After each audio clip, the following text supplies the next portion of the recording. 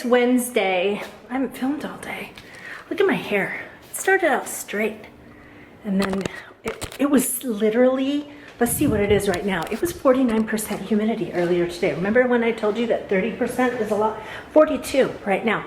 And you're probably thinking I'm such a dope for getting so excited about storms, but this is what we do in Arizona because we only get storms like one time of year, really. But look at the sky. And it is that, I mean, that is a dark, that's a dark cloud there. And the lightning is just crazy. Let's see if we can get some for you. We got some rain last night, but not a ton.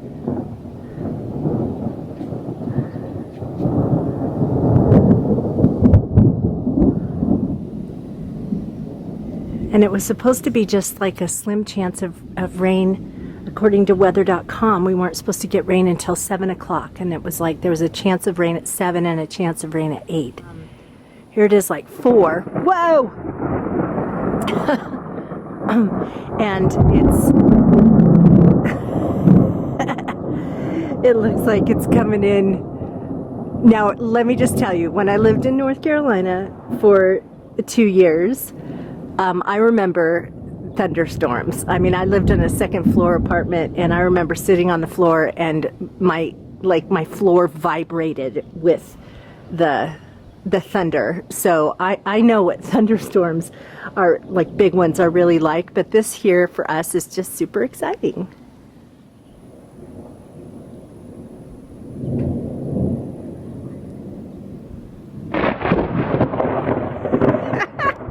I love that.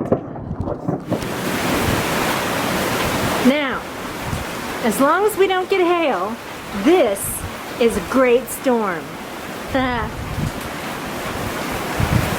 Lots of great rain. Hi guys, it's Thursday. John and I have been busy for a good portion of the day cleaning the glass doors on our shower. When we moved in here, 10 months ago, I'm going to show you in a second, these shower doors were just atrocious with hard water deposits, and we tried everything. I mean, I used CLR, I used Lime Away, I used all kinds of scrubby things. I soaked paper towels in vinegar, which I heard could work, and laid those on there. Nothing. And so then for months I've just been like, okay, I don't know. You know, I guess we're gonna have to replace the shower doors, and they're not cheap. So anyway, John heard of a method, and actually it was partially something that I had heard of, and partially something John had heard of, and we kind of combined our efforts, and I did a video. So you're gonna have to look for that because this is absolutely amazing. Let me show you. Look at that. There was such a bad line right here, just white. And yeah, whenever we would show people the house, I would not show them this bathroom. Well, partially because there's like blue toilet, blue tub, blue sinks. That's part of the reason. We are going to change these things out. But the other part was that when you looked at the shower doors, it just looked like we're dirty people because there were all these deposits. And so now it's all clean. And the stuff that we used, you finish it with the stuff that repels water. And so then it is less likely to build up like that again in the future. So be on the lookout for that video. That window, you're seeing a reflection of that. There's no window in our shower. But anyway, so yeah, look, you can see me. I'm so excited about this. Hi guys, I just wanted to show you, I'm gonna put some corn on the grill, and I want to show you how I do it. It's kind of a cool way of doing corn on the cob. So here we go. All right, so you take your corn on the cob and I put it on a piece of heavy-duty foil. Then you put some crushed ice on there. This is about 3 tablespoons. You can put your butter on there. This mine is a buttery spread, so it's non-dairy, by Earth Balance, and then you put a little salt. Then you wrap it up And you want to seal the top. So you want to take the ends and kind of fold them over first and then tuck them around and do the ends. And well, let me go ahead and close these up and then I'll show you. Let me just show you this though. See, this is how I folded up the end before I wrapped it up, because you want to make sure it's really, really sealed so the moisture doesn't get out while it's cooking. Okay, that took all of about 30 seconds to do. And so now what I'm going to do is take these and put them on a grill. And then I will let them cook for about 20 to 25 minutes. Partway through, I'm going to flip them over, put it on the grill so that the seam side is up for the first half of it, because you really want to make sure that the ice is going to melt and then it steams in there. When you flip it, inevitably some of the moisture is going to come out. It's going to leak out. So you want to at least have the moisture in there for the first half of the cook. And then when it's all finished, it's just nice. It already has salt, because I sprinkled salt on there. It already has butter on there, so it's really just really nicely done. Okay, so here's how it turned out, you know, just perfect. I pulled it out of this thing. Now John wants to show you this cool little tool here. Hold on. He doesn't like to eat his corn on the cob, and so so this little tool, you actually push it down and it takes the corn off the cob. What are you doing? Showing the teeth. Oh yeah, there's teeth there. Is it in focus? Yes. And put that down. And then you just kind of start. Now you can put this in a bundt pan, like as long as your bundt pan has a hole where the center thing comes up, then you can position it. And then when you cut the kernels off, they drop into the bundt pan. My bundt pan doesn't have a hole in the center; it's just solid on top. So he's kind of turning it. You can actually just push straight down on it, and yeah, but then it doesn't saw. No, it really does. Corn saw. But you can see how it's stripping it.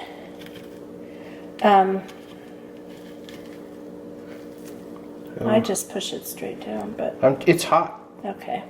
So anyway, but you can see how the kernels are coming off, and so yeah, if you don't like to eat your corn right off the cob, then you can get one of these dealies. I found mine on Amazon somewhere.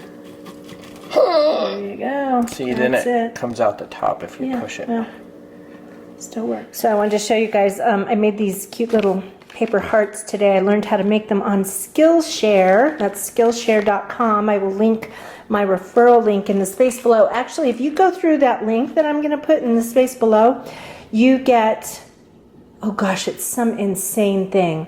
Like 3 months of premium classes for 99 cents or something like that. And then you can sign up for, I think I pay, how much do I pay? $70 for a year of classes or something like that. Maybe it's less than that. But anyway, so I used paper that was far too thick for these. So I need to get some craft paper. That one didn't come out right. But anyway, so I'm going to get some lighter weight paper and make like some little, a little garland to hang, like maybe around Valentine's Day. There's also another folding paper class that makes little tulips, and another one that's for these little balloon kind of things made of paper, which I thought would be kind of cute to hang kind of as little garlands on the fireplace, or I mean on the mantle. All right, so here's today's harvest, but I wanted to show you this. This is the first one that I've harvested off of this plant called an Aunt Ruby. And the tomatoes, when they are ripe, are green. So this is not like a green tomato that you would use for fried green tomatoes. The tomatoes you use for fried green tomatoes are actually not ripe, and there's a tanginess to them, and they're quite firm, so they hold up to frying, and you usually serve them with some kind of a sauce, an aioli or something that that kind of tempers the tang of the green tomatoes. This actually is a ripe tomato. It's just one that when it's ripe, it's green. And the only way you can tell, because I kind of wondered, how do you know when it's ripe if it's green? It actually starts to take on a little bit of a yellow tinge to it. And when you touch it, it just feels like a ripe tomato. So this is the first one from that plant that was ready. Yay. Oh, and also now I have, I think I have 4 cucumbers now. So I'm going to make some bread and butter pickles. Hi guys, it's Friday afternoon, about 1:30. I'm just heading up to the grocery store right now. I just have a few things to pick up. I'm very excited that I finished all the revisions on that freelance project. I don't have another project on the table right now. I know that I have 2 other projects coming up, but due dates aren't until September for one and October for another. So I have at least a couple of weeks of a break. Only 2 more weeks of summer school class or classes.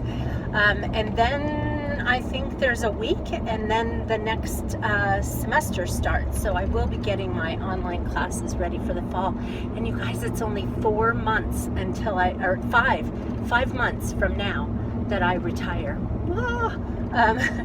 I'm very excited about that. So, yeah, I know I've been talking about weather a lot lately. It looks like we have dark clouds over us again, and but it also looks like those 100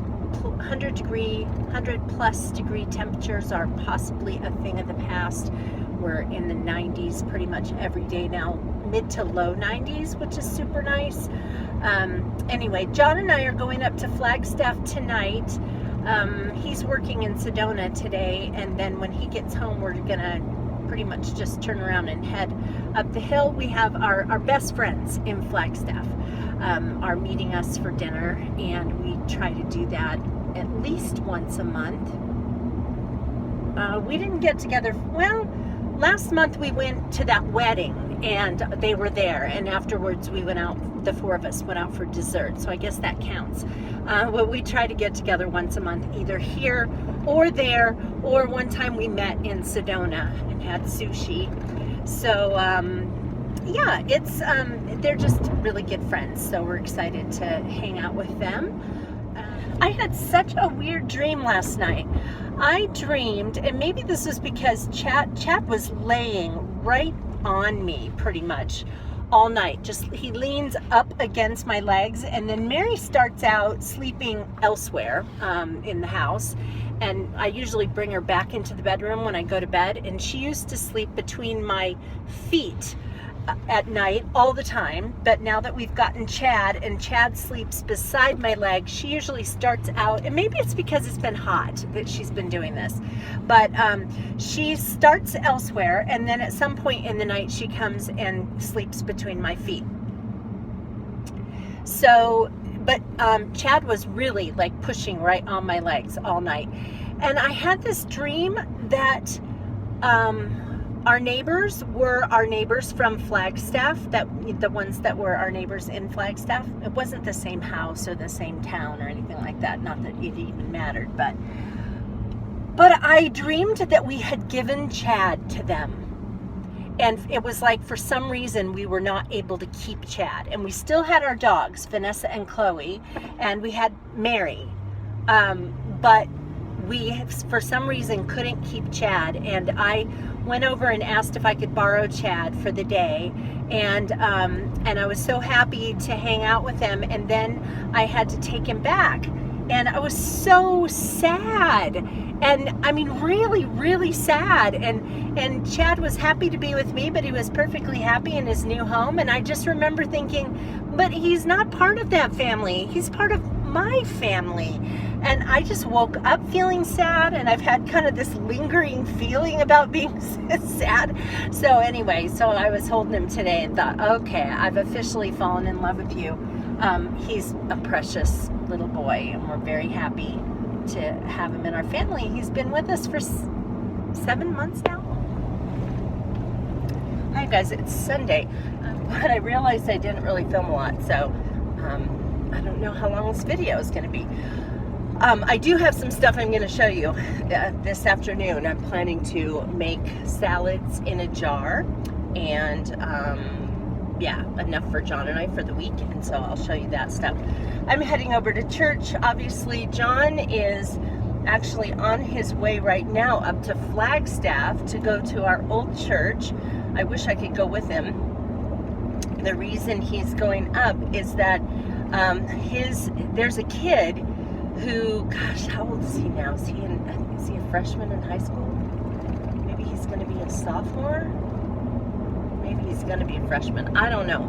Anyway, John was teaching him drums for a while, and he was playing drums in youth ministry, and this morning is going to be his first time playing in the big house, as we call it.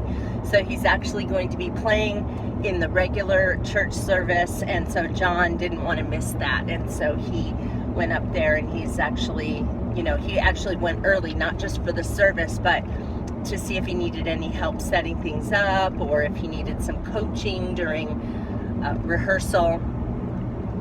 And so I thought that was kind of cute. It's a proud moment for John to see one of his students, stepping into worship ministry in that way. Okay, guys, I'm gonna go out on the porch here. I thought I saw a bird out here, but it's this gigantic moth. See that thing? Look at that.